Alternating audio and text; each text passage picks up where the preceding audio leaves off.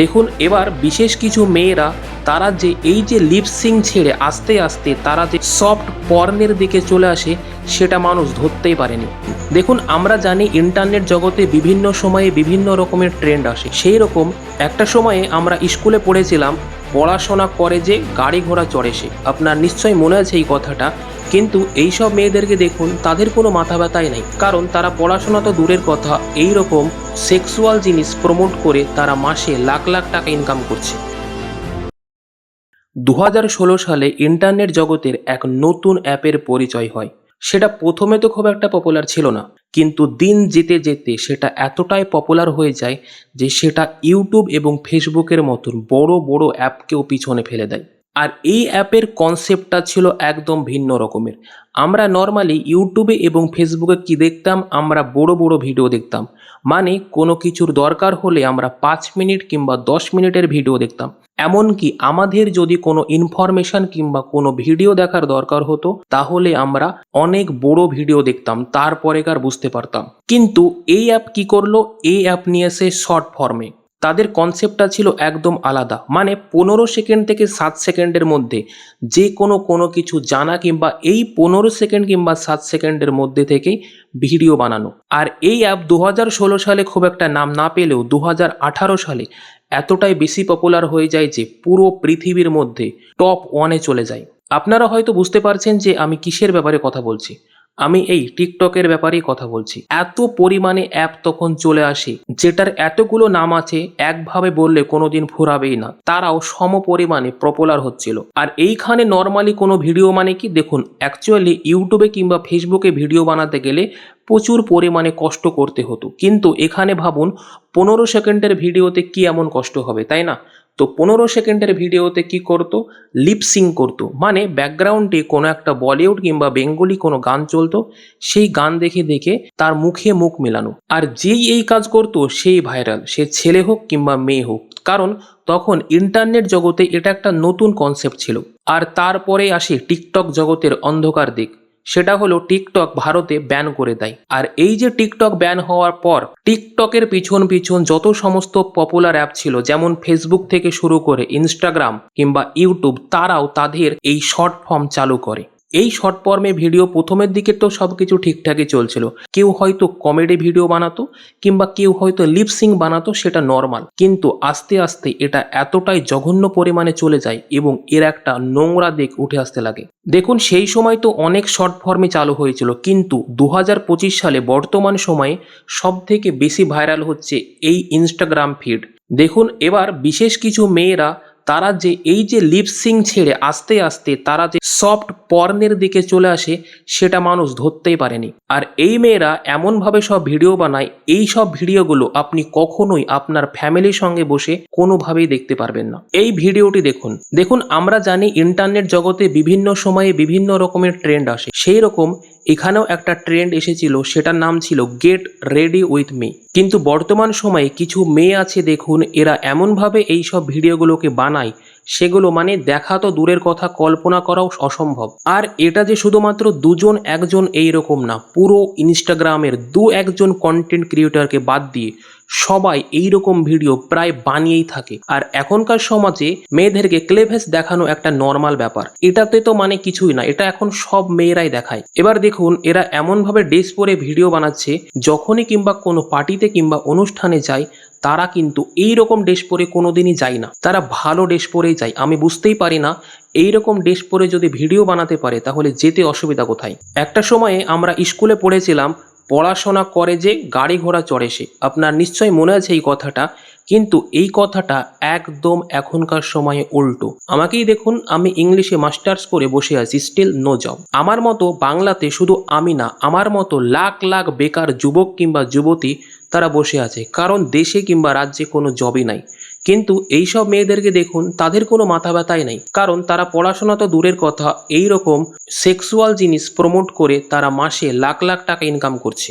বর্তমানে আপনি কি করেন সেটা ইম্পর্টেন্ট না, আপনি কিভাবে টাকা ইনকাম করেন সেটা ইম্পর্টেন্ট। সেটা যেভাবেই হোক, আপনার শুধু টাকারই মূল্য আছে, তাছাড়া কোনো মূল্যই নেই। সেটা আপনি কাপড় খুলে টাকা ইনকাম করুন কিংবা কাপড় পরে টাকা ইনকাম করুন, এতে কারোর কিছু যায় আসে না। দিন শেষে খারাপ কি লাগে জানেন, যারা এই সমস্ত ভিডিও বানায় তারাই নাকি ইনফ্লুয়েন্সার হয়ে যায়, বিভিন্ন রকমের পডকাস্টে গিয়ে এমনভাবে কথা বলে যেন বিশাল পণ্ডিতেরা। দেখুন নর্মালি কি হয়, আপনি যদি ইউটিউবে কিংবা ফেসবুকে সেক্সুয়াল কোনো ভিডিও দেখেন তাহলে আপনার এজ রেস্ট্রিকেশন লাগে, মানে আপনাকে ওখানে পারমিশন চাইবে যে 18 বছর হলে অ্যালাউ করতে বলবে। এবার ইনস্টাগ্রামে কিন্তু এইরকম কোনো ফিচারই নেই, আপনি সে 18 বছর হন কিংবা 16 বছর হন কিংবা 50 বছর হন, যে কোনো ভিডিও আপনি দেখতে পারবেন। মানে এইসব কন্টেন্ট ক্রিয়েটার এমন ভিডিও বানায়, সেটা দেখে আমার মনে হয় না কারোর আর অন্য কোনো ওয়েবসাইটে গিয়ে কিংবা থার্ড পার্টি অ্যাপে গিয়ে এই সমস্ত ভিডিও দেখার দরকার, কারণ এখানে তারা সমস্ত কিছু দেখিয়েই বাড়ায়। এবার এইরকম ভিডিও যারা দেখে তাদের বয়স কিন্তু 18 বছরের নিচেই থাকে কিংবা 18 বছর থাকে। এবার ভাবুন যারা এইরকম ভিডিও দেখবে তাদের মেন্টালিটি কেমন হবে। তারা তো আশেপাশে দেখছে যে আহামরি পড়ে কিছুই হচ্ছে না, তার থেকে বরং এইরকম উলঙ্গ হয়ে ভিডিও বানালে লাখ লাখ টাকা পাওয়া যাবে, আর তারা কিন্তু শেষবেলাতে সেটাই করে। আর আমাদের দেশে আমরা তো জানি যে পড়ে আর কিছুই হোক কিছুই হচ্ছে না, তো তার থেকে বরং এটাই আবার কম কিসের।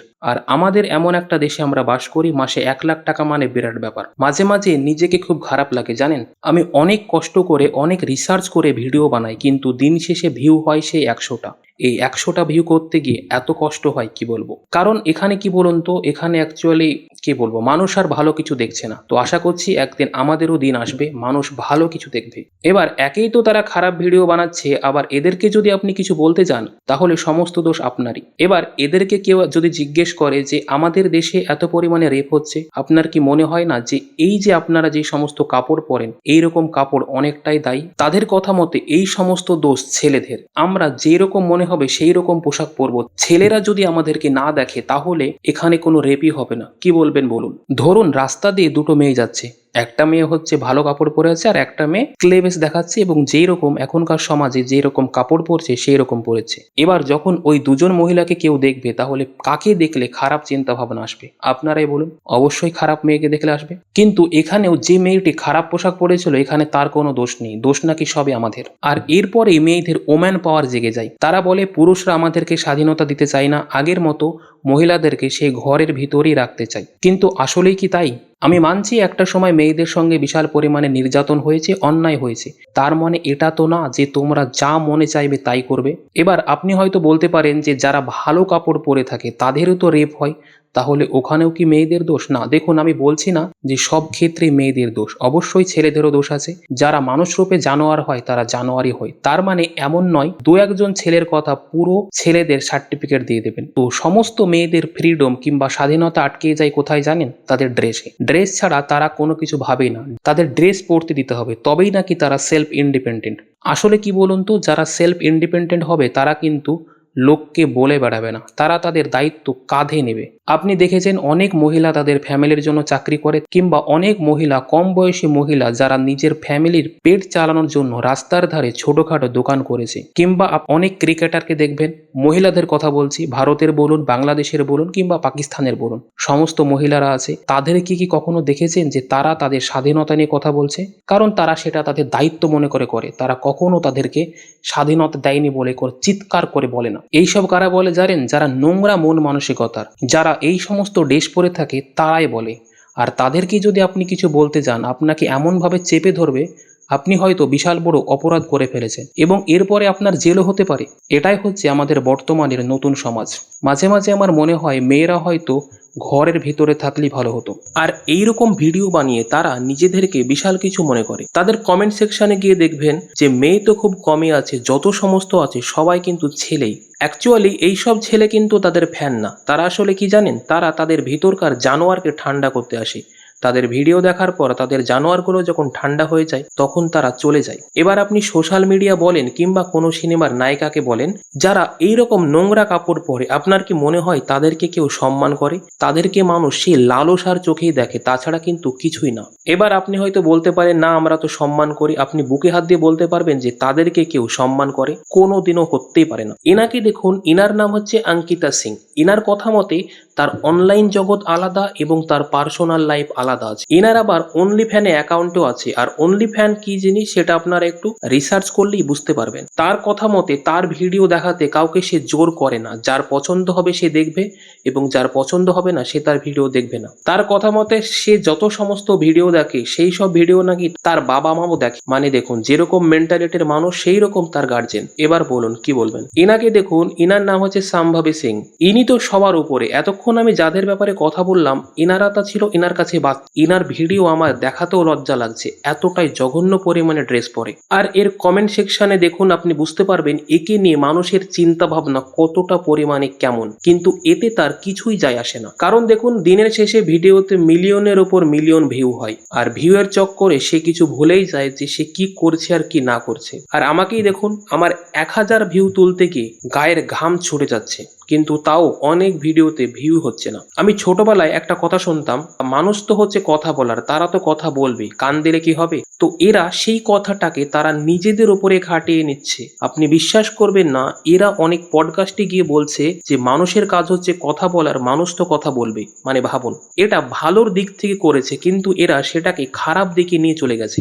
মানে ধরুন আজকে আমি পড়াশোনা করছি, বাড়ি থেকে বেরোচ্ছি না, অনেক কাজ করছি না, তার মানে কি? তার মানে মানুষে বলবে যে কি তোর তো পড়াশোনা করে কিছুই হবে না, তুই কি করবি, এই সমস্ত কথা বলে, তাই না? এরা কি করে, তারা এই কথাটাকে ঘুরিয়ে নিজেদের দিকে নিচ্ছে। এখন মাঝে মাঝে মনে হয় যে মানুষরা যে সমস্ত কথা বলে সব ক্ষেত্রে খারাপ কথা বলে না, ভালো কথাও বলে। আর এদেরকে ভালো কথা বললেও নাকি জাতামাতা কথা বলছে। আর ইনস্টাগ্রাম এইসব ভিডিওকে প্রমোট করে আসে। আসলে অ্যাপের কোনো দোষ নেই, কারণ দেখুন মানুষ যেসব জিনিসকে বেশি দেখবে ইনস্টাগ্রাম সেই সব জিনিসকে বেশি করে বুস্ট করবে, আর মানুষ এটাকেই বেশি করে দেখছে তাই ইনস্টাগ্রামও এটাকেই বুস্ট করছে। অস্ট্রেলিয়াতে একটা ল পাস হয়েছে, লটা হচ্ছে 16 বছরের নিচে কোনো ছেলে কিংবা মেয়ে এই ইনস্টাগ্রাম ইউজ করতে পারবে না। দারুণ একটা ল পাস করেছে। এটা যদি আই উইশ আমাদের দেশেও যদি পাস হতো, কিন্তু আমাদের দেশে এইসব পাস হবেই না। কেন জানেন? কারণ আমাদের দেশের নেতা এবং নেত্রীগুলো তারা নিজেদের পকেট ভর্তি ব্যস্ত, আমাদের কিনে ভাবার তাদের কাছে সময় নেই। এইরকম 18 বছরের ছেলেরা যখন এইরকম কন্টেন্ট কনজিউম করবে, আপনার কি মনে হয় না তারা সবারই মধ্যে এইরকম মেয়েকে খুঁজে বেড়াবে, কিংবা ভালো পোশাক পরলেও এইরকম দেখবে? এবং আপনার কি মনে হয় না এই থেকেই রেপ করার টেন্ডেন্সিটা চালু হচ্ছে? এটা জাস্ট আমার চিন্তাধারা, আপনার চিন্তাধারা অন্য হতেও পারে, জাস্ট আমি বললাম। আর এখনকার গার্জেনকে কি আর বলবো, তারা তাদের নিজেদের বাচ্চারা যে কি করছে সেই সব দেখার তাদের কাছে কোনো সময়ই নেই। তারপরে যখন কোনো একটা অঘটন ঘটিয়ে ফেলে তখন তারা বলে আমার ছেলে এরকম করতেই পারে না, আমি বিশ্বাসই করি না।